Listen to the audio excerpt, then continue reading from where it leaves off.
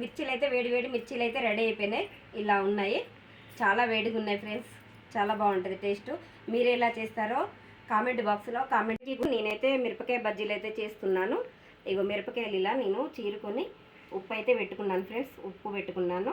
ఇవైతే కడిగేసినవి ఉప్పు పెట్టి గోలించుకుంటే అన్నంలో తింటే బాగుంటాయి. ఇవి వేపుకొని శనగపిండి అయితే కలిపి పెట్టుకున్నాను. ఇప్పుడు మనం మిర్చీలు వేసుకుందామండి.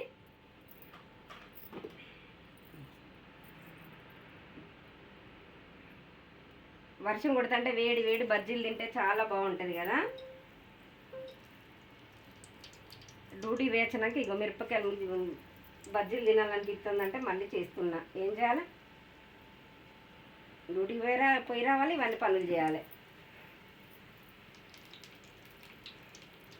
నేనైతే బజ్జీలు ఎలా వేస్తాను ఫ్రెండ్స్, మీరు ఎలా వేస్తారో చెప్పండి. నేను చేసే బజ్జీలు ఎలా ఉన్నాయో చూడండి ఫ్రెండ్స్.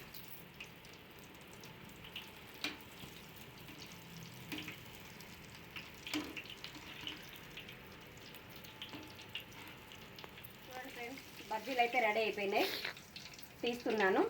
వేడి వేడిగా స్మెల్ అయితే బాగా వస్తుంది. కావాలా ఫ్రెండ్స్ మీకు కూడా చెప్పండి.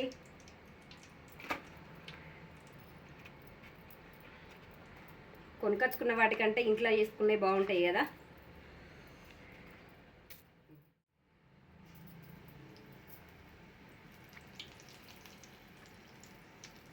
టైం ఉంటే ఇంట్లోనే చేసుకుంటే మంచిది కదా ఫ్రెండ్స్. మీరేమంటారు?